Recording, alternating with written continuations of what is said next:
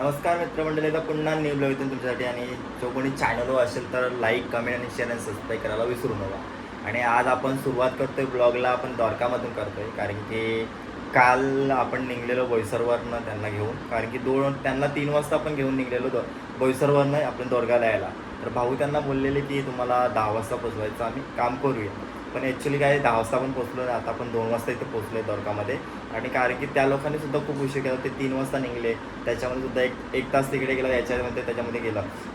तर आत्ता आम्ही पोचलो इथे आणि आत्ता आपण इथं स्टार्ट केलं आहे ब्लॉग, कारण की इथून केलं, काल केलंच नाही ब्लॉग, काय बनवलं नाही, तर म्हटलं आत्ता बनवूया ब्लॉग. तर आता आपण इथून स्टार्ट करतो ब्लॉग बनवायला, कारण की आणि जो कोणी चॅनलवर असेल नवीन तर त्याने लाईक आणि कमेंट आणि शेअर आणि सबस्क्राईब करायला विसरू नका.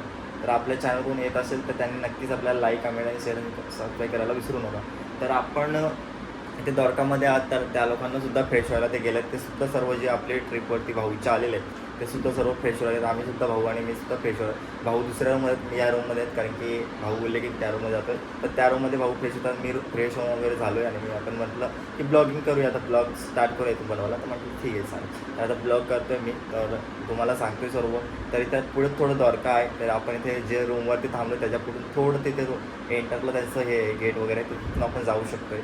तर तुम्हाला दाखवेल कसं काय जायचं कसं नाही, ते सर्व दाखवते, माहितीसुद्धा देतो आहे. तर भावांना खूप सारी माहिती आहे इकडे, कारण की ते फिरलेले आहेत, त्यांना द्वारकाबद्दल सर्व काही माहिती आहे. तर ज्या काही महत्त्वाच्या सूचना असतील तुम्हाला मी पोचवेल तुमच्यापर्यंत, तर तुम्ही लास्टपर्यंत व्हिडिओवर बघत राहा. तर आपण आता जस्ट फ्रेश वगैरे झालो आहे, आणि फ्रेश वगैरे होऊन आणि आता मी कपडेसुद्धा घातले आहेत, कारण की कपडेसुद्धा झाले आहे अजून. आणि आपण इथे आपली बस लागलेली आहे, कारण की इथे बस लागलेलं आहे. इथं आपल्याला ह्या हॉटेलला आपण आलेलो आहे, ह्या हॉटेलला आपण आलो. इथे आपली रूम आहे, आता बांधणीमध्ये आहो, कारण की आता आम्हाला करून फ्रेश वगैरे होऊन कपडे वगैरे घालून आणि इथं म्हटलं आलं तुम्हाला दाखवते कुठे काय आहे ते सर्व. तर तुम्हाला आता सांगतो बघा, इथून गेलो ना पुढे की थोडं इथे पुढे गेलो की आपण इथे हे एंटरला थोडं दरवाजे हे गेट आहे, गेट पण थोडा मध्ये गेलो की तिथे द्वारकामध्ये दर्शन वगैरे. आता आत्ता जेवण वगैरे झालं आहे, रेडी झालं आहे, भाऊसुद्धा खाली गेलं आहे. तर मी सुद्धा खाली जातो, कारण की आता भाऊला वगैरे भेटतो, नंतर डायरेक्ट जाऊन भाऊला सुद्धा आपण घेऊ, भाऊला मुलाला घेऊन जेवण वगैरे चालले तर तुम्हाला सर्व दाखवते कुठे काय चाललंय, काय बनवतात सर्व सर्व दाखवतो. काय बनवलं ते सुद्धा दाखवणार नाही आता तुम्हाला. तर आपण आता जाऊया, बाहेर जाऊया आणि तुम्हाला दाखवते कसं पद्धतीने चालू आहे. तर आपण इथे रूममध्ये आहेत, कारण की हे बाल्कनीमध्ये आहेत आणि आपण ती शूट करतो व्हिडिओ, कारण की ब्लॉग शूट करतो आहे. आणि आपल्या मेंबरसुद्धा इथे आहेत, हे बघा आपले मेंबरसुद्धा आहेत, आणि बस का काय आहेत, आणि आपले कंडक्टर त्यांचे आहेत.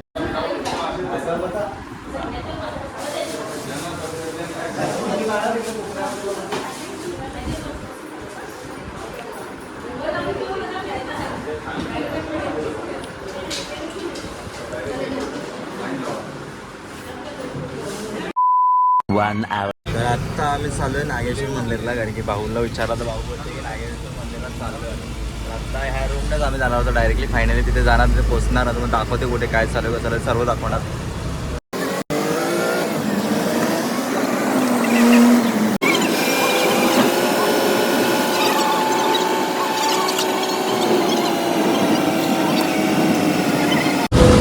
मूर्ती आहे ती बघणार आहोत, लगेच साईडला तलाव वगैरे आहे.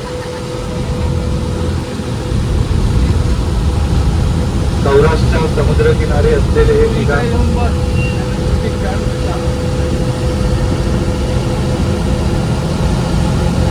झाल्यानंतर आपण जाणार बेट द्वारका करायला. बेट द्वारकावर गेल्यानंतर आपण रुक्मिणी मंदिर करणार, आणि मग आपण इव्हनिंगला चहा घ्यायला आपल्या हॉटेलला जाणार, आणि मग पुढचा प्रोग्राम मी सांगतोय कसं करू नका. जसं दर्शन होईल तसं पटकन येऊन बसमध्ये बसायचं आहे. तर फायनली आपण आता पोचलो, कारण की आता जो भाऊंनी आता माहिती दिली त्या विषयाने आपण पोचलो इथे.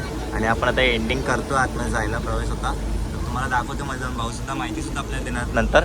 तर भाऊंना मी सांगितलं की तुम्ही माहितीसुद्धा देता, भाऊ देणार माहिती.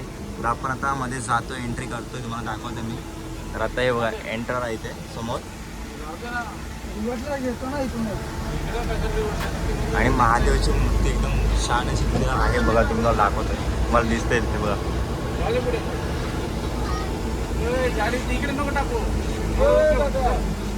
ॲक्च्युली आता आम्ही पोचलो इथं फायनली. भाऊसुद्धा आता भाऊंनी सांगितले की तुम्ही माहिती देणार, भाऊसुद्धा माहिती देणार आहे. तर आता त्यानंतर आपल्याला माहितीसुद्धा भेटेल, कारण की भाऊ सांगितलं त्यांना सुद्धा सांगणार, आपल्याला सुद्धा सांगणार. तर तुमच्यापर्यंत तुम्ही पोचवा, तिथपर्यंत तुम्ही माझ्या ब्लॉगवरती राहा, कारण की तुम्हाला सांगितलं की भाऊ आपल्याला देणार आहेत माहिती देणार तर तुम्हाला मी पोचवेल तुमच्यापर्यंत काही जे महत्त्वाच्या माहिती आहे तसं सूचना तुम्हाला देतो. आणि बघा महादेवची मूर्ती किती छान अशी ते आहे बघा. आणि हे मंदिर आहे रामेश्वर मंदिर असं म्हणून भाऊ बोलले की आहे याचं जगातच्या 12 ज्योतिर्लिंगाची जी भूमी आतमध्ये ज्योतिर्लिंग आहे त्यापैकी एक हे ज्योतिर्लिंग आहे. आणि आपली माणसंसुद्धा इथं येतात एंडिंग करायला लागल्यात आणि भाऊसुद्धा तर मध्ये चालत आपण काय ते सर्व दाखवतो. तर चला मध्ये अभि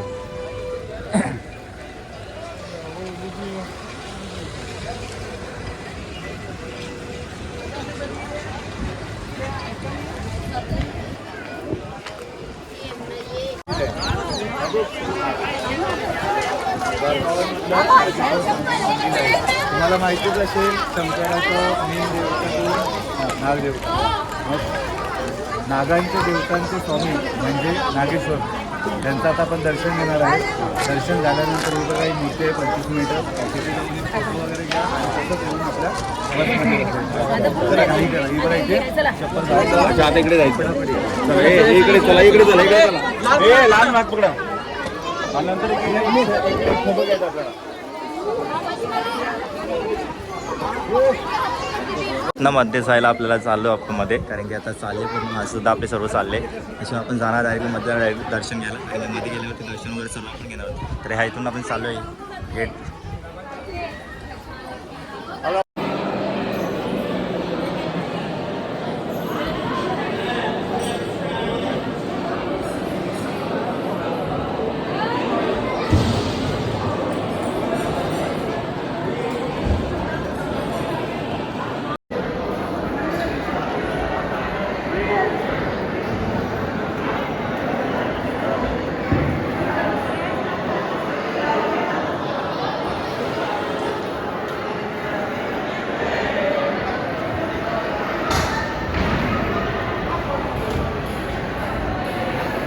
पाठीमागची साईड आहे आणि पाठीमागून आम्ही आता इथून आलो. बाहेर जायचा रस्ता आहे कारण की इथून बाहेर जावं लागेल. तर आता इथून आम्ही बाहेर चालू पटापट कारण की आम्हाला दुसरंसुद्धा पॉईंट करायचं त्याच्यामुळे लवकरात लवकर बाहेर जायचा प्रयत्न करतो. तर लवकरात लवकर बाहेर जाऊन नंतर पुढचं पॉईंट दाखवतो मी. तर त्याला लवकरात लवकर आता निघतो आम्ही इथनं.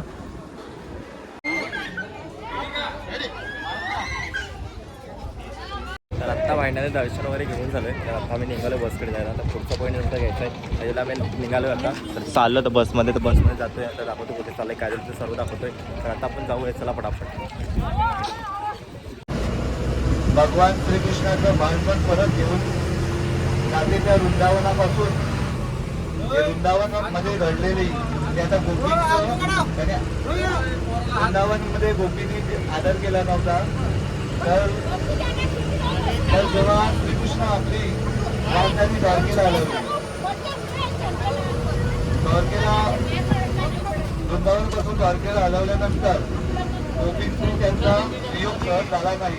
ते द्वारकेतून त्यांना थेट भेटायला द्वारकेमध्ये आले. थेट द्वारकेमध्ये आले. शरद पौर्णिमेच्या दिवशी त्यांनी त्यांच्या जोडीला रास केला.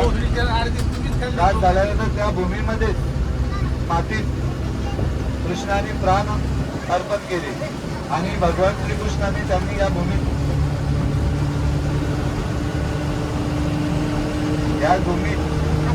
म्हणजे ती माती आहे ती येलो रंगाची माती आहे. त्याला गोपीचंदन म्हणून बोलले जाते. तर आता आपण ते गोपी तलाव बघण्यासाठी जाणार आहोत. तर सर्वांनी टाइमपास करू नका. प्लीज लवकरात लवकर येण्याचा प्रयत्न करायचा आहे. बस पार्किंगचे काही ते पावती घेतली 40 रुपयाची पावती त्यांनी फाळली बस लावला पार्किंगला. तर आता आम्ही पार्किंगसाठी बस तर ती लावली आणि पार्किंगचं लावली करायला. आता माणसं आपली चालत पुढे बोलते गोपी तलाव कुठला आहे भाऊ बोलले आम्हाला. आता परिचय केला त्या लोकांनी भाऊंनी. तर आता आम्ही जातोय पुढे तिकडे बघतो कसं आहे तुम्हाला सुद्धा दाखवतो मी. तर दाखवतो मी काय कसं आहे ते सर्व. तर चला आपण पुढे पुढे जातोय.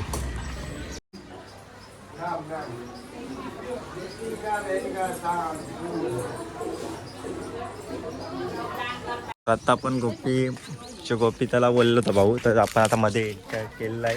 तर आपण चाललो बघायला कारण की आपली जे पब्लिक आहे ती पुढे गेलेली आहे. आपण मागून चाललो आहे कारण की जे 2-3 माणसं आहेत त्यांच्यासाठी आपल्याला थांबासुद्धा लागतोय कारण की आता चाललो पुढे पुढे. तर आता मध्ये चाललो आपण एंटर करतोय कारण की भाऊसुद्धा मध्येच आपण मागे आहेत कारण की आपले 2 माणसासाठी आपल्याला थांबावं लागते कारण की ते मागे होते त्याच्यामुळे थांबलेलो. आता चाललो पडावं त्यांना घेऊन सुद्धा ह्याच्यामध्ये जायचं आपल्याला. तर हेच ते गोपी तलाव आहे आणि इथे जे कृष्ण जे वासुरी वाजवायचं इथेच वाजवायचा. आणि आता आम्ही बघून निघालो आहे कारण की आता चाललो आहे पुढचं सुद्धा आपल्याला पॉईंट घ्यायचं आहे. तर माणसं चालत आपले पुढे आणि आपण पाठीमागे कारण की मला त्याची सर्व माणसं घेऊन जायची लागतात म्हणून ते पाठीमागे उभा आहे. आणि आता आपण चाललो आहे बाहेर, तर चला बाहेर जाऊया. तुम्हाला मी काल प्रश्न विचारलेला आठवतोय का? कुठला प्रश्न होता? श्रीकृष्णाला बासरी कोणी दिली? कोणाकडे उत्तर आहे का? बोला. हो, चुकीचं आहे. ते तुम्ही गुगलवर सर्च मारला असेल, ते मारू नका प्लीज. आम्ही पुस्तकं वाचलेले आहेत म्हणून सांगतोय. जे गुगल आहे, गुगल हे माणसानेच बनवलेलं आहे काय? गुगलच्या आधारावर बोलू नका. राधेने पण नाही दिली, मी उत्तर देईन सर्व, टेन्शन नका घेऊ. जेव्हा श्रीकृष्णाचा मृत्यू झाला तेव्हा ही द्वारका समुद्रामध्ये बुडाली. हे आपण ठिकाण बघायला जातो, भेट द्वारका.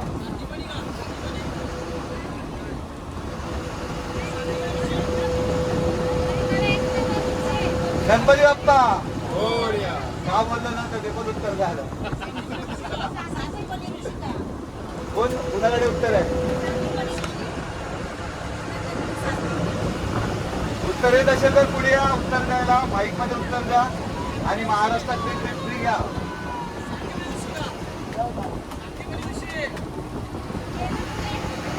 सर्व उत्तरे सांगू का मी?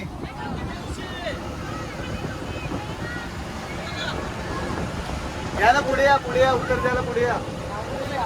सावकाश धडपडत नका येऊ, नाही तर बस तोडतील.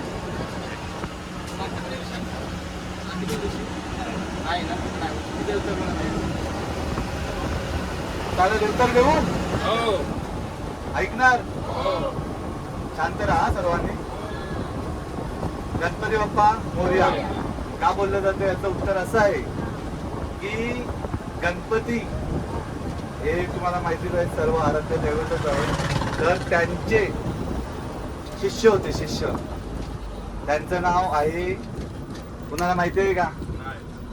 नाही माहिती? ठीक आहे. गोसावी मोरया नावाचे स्वामी होते. ते गणपती बाप्पाचे खूप मोठे भक्त होते. तर ते गणपतीची खूप रोज पूजा करायचे असत. तर त्यांना एक दिवशी गणपती प्रसन्न झाले. तर तेव्हा त्यांनी गणपती बाप्पा प्रसन्न, तुला काय वर हवं आहे? तेव्हा जे होते काय बोलतो की गोसावी मोरया, तर ते बोलले की जेव्हा जेव्हा लोक तुमचं नाव घेतील तेव्हा तेव्हा माझं शेवटला माझं नावही आलं पाहिजे. एवढीच माझी अपेक्षा आहे, कारण मी तुमची खूप पूजा करतो, तुम्हाला खूप मानतो. तेव्हापासून त्या गणपती बाप्पाने त्यांचं नाव मागे लागावं म्हणून मी त्यांना वरदान दिलं. आणि तेव्हापासून लोक गणपती बाप्पा मोरया. लक्षात ठेवा, नाव कोणीही विचारला प्रश्न, मोरया गोसावी.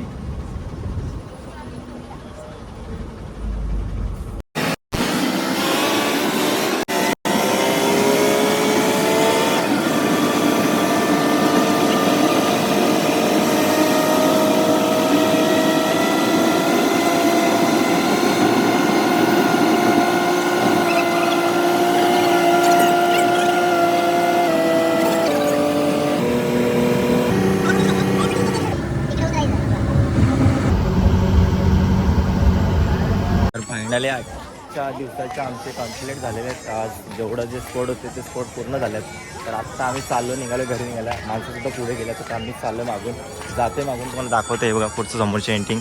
तर आत्ता आम्ही निघणार आहोत कारण की बसमध्ये जायला, आणि उद्याचे काय ते स्पोर्ट असते ते तुम्हाला उद्या दाखवणार मी. तर आता आपण जाऊया आणि डायरेक्टली रूमवरती भेटूया. चलो बाय.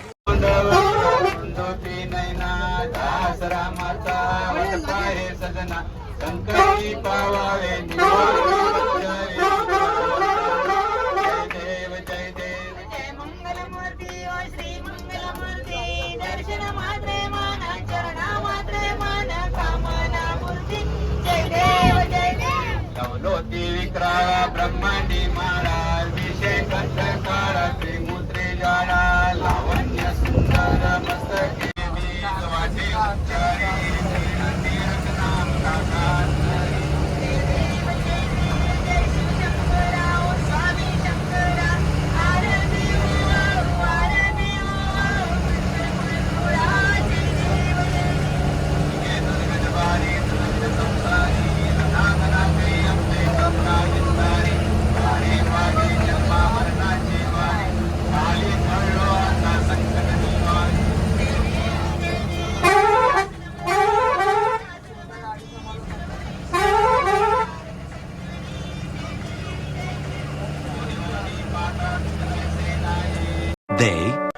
next day.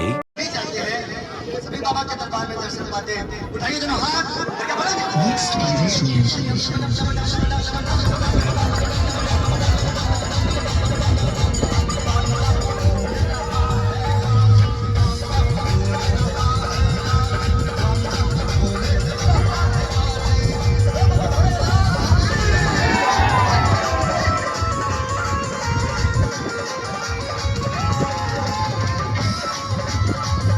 मुलगा साम याला स्त्रीवेश धारण करायला लावले आणि ते सगळे ऋषींसमोर गेले. ऋषींसमोर जाऊन ते ऋषींना म्हणाले की महाराज, ही स्त्री गर्भवती आहे. तिच्या गर्भातून काय जन्म घेईल हे आम्हाला सांगा. सर्व ऋषींच्या लक्षात आले की हे तरुण आपला अपमान करत आले. तेव्हा त्यांनी क्रोधित होऊन शाप दिला की याच्या पोटी मुसळ जन्माला येईल आणि ज्यामुळे संपूर्ण यदुवंशाचा नाश होईल. त्या मुसळाच्या प्रभावाने फक्त श्रीकृष्ण आणि बलरामच वाचतील. श्रीकृष्णाला जेव्हा ही गोष्ट समजली तेव्हा त्यांना खात्री होती की हा शाप खरा ठरणारच, कारण तो ब्रह्मऋषींनी दिलेला होता आणि ऋषींच्या शापाच्या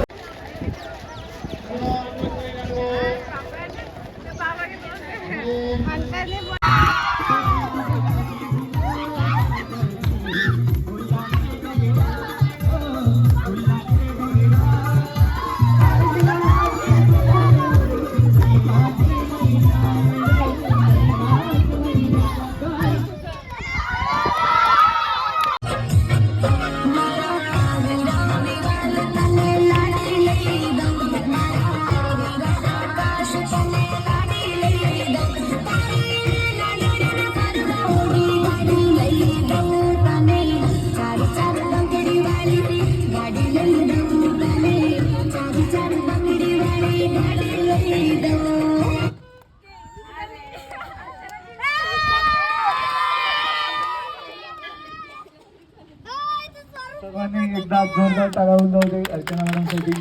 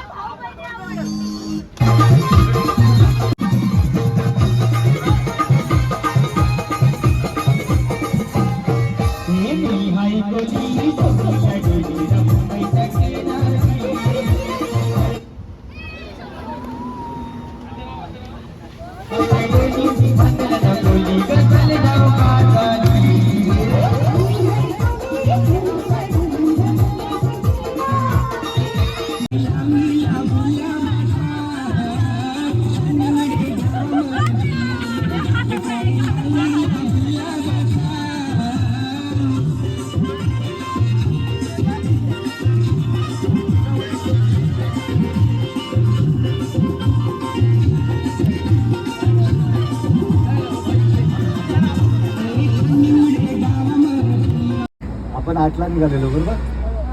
2चा टायमिंग दिलेला, 3ला निघाले घरून. तर दुसऱ्या दिवशी आपण द्वारकेला 2 ते 3 वाजताच पोचलो. त्यानंतर तुम्ही घाई केली म्हणून सर्व झालं, कुठलाच पॉईंट राहिलेला नाही. आज पण तुमचा एक पॉईंट राहिला, तो म्हणजे स्वामीनारायण मंदिर. ते तुम्हीच केलं नाही.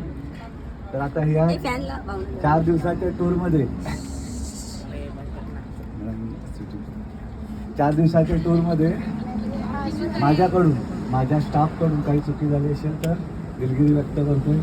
तसंच ही आपली यात्रा होती. यात्रेचा अर्थ मी त्याच दिवशी सांगितलं तुम्हाला. या म्हणजे यातना आणि त्रा म्हणजे त्रास. तो आज आपल्याला 4 दिवसामध्ये अनुभवायला भेटलेलाच आहे. तर आत्ता कोणी मनोगत व्यक्त करणार असेल तर पुढे येऊन व्यक्त करू शकतो. आमच्या घेवडीतील आमच्या नातेवाईकांचा प्लॅन चालू होता कुठे काय कसं जायचं. नंतर दांडीहून तुषार हॉलिडेज यांचा नंबर मिळाला. त्यानंतर आमची पहिली meeting Tarapur S stand Boisar S स्टँडवर झाली आणि मग आपलं प्लॅनिंग व्हायला सुरुवात झाली. कसं काय करायचं, किती मेंबर, मागे पुढे झालं, कोणी येणार नाही येणार चालू राहिलं. असं वाटलं तर मध्ये काहीतरी कमी होणार आणि आपलं जे फिरण्याचं प्लॅनिंग आहे ते कॅन्सल होते की काय, पण तसं काय झालं नाही. खूप चांगल्या प्रकारे प्लॅनिंग झाला आणि तुषार हॉलिडेज कडून पण चांगलं एक सहकार्य मिळालं, त्यामुळे इथपर्यंत व्यवस्थित प्लॅनिंग करता आलं. पुन्हा एक विचार होता की आपण चाललोय प्लॅनिंग करून, आपण पहिल्यांदाच चाललोय यांच्यासोबत, आपल्याला कुठला त्रास होईल, काही कमी जाणवेल, पण एक बघितलं आमच्यापैकी कोणाच्या तोंडून असं मिळत नाही की बोर झालो, चुकीचं झालं, त्रास झाला. आहे असं कोण? सर्वांकडनं चांगलं वाटलं आणि पुढेही आम्ही तुमच्याकडे येणार आणि तुमच्या पॅकेजचा एक फायदा उचल. प्रवास एवढा लांबचा पल्ला होता, सगळ्या आपण फिरत होतो, एवढा प्रवास कोणालाच जमत नाही. पण प्रवास करून आल्यानंतर जे 2 घास आपण खातो त्यातून आपण पूर्णपणे तो प्रवास विसरून जातो. म्हणजे मला काय बोलायचं ते तुम्हाला समजलं. त्यांचं जेवण खरंच खूप छान आहे, अन्नपूर्णा ह्यांना प्रसन्न आहे, समजलं हे मला सांगायचं आहे. म्हणजे थकवा हा एका फटक्यात निघून जातो. पण त्यांचा जो खूप छोटा स्टाफ आहे, जास्त मोठा नाही आहे, पण त्यांची अरेंजमेंट खूपच छान आहे. म्हणजे आता हे भाऊ आहेत बिचारे, मी त्यांना बघत होते, एकही माणूस जरी कितीही राहिला तरी ते थांबून राहणार, पण त्यांनी चुकून पण सांगितलं नाही की चला उशीर होतोय, नाही ते थांबून राहणार. हे त्यांचं पण मी आभार मानते. त्या आता वहिनी ह्या भाऊंच्या मिसेस त्यांनी सुद्धा कंटाळा नाही केला की अरे काय यांचं काय चाललंय, असंही काहीच नाही. जे हवं नको ते त्यांनी सगळं सांभाळून घेतलेलं आहे. आपल्याला 2 भांडी घासायला कंटाळा येतो, ते सगळे आनंदाने मध्ये करतात, पण त्यांच्यावर कधी असं दाखवलं नाही की आम्हाला खूप कंटाळा आलाय, कधी आणि पिकनिक संपेल, असं तसं काहीच नाही. सगळं एकदम घरगुती असं वाटलं आपल्याला की आपल्याच फॅमिली मेंबर आहेत, म्हणजे असा फील होतो त्यांच्यामध्ये. तुमचा खरंच धन्यवाद. आम्हाला खूप चांगला असं हे मिळाले, तुम्ही फॅमिली मेंबर सारखेच आहात. पुढेही आम्ही असेच तुम्हाला अटेंड करू.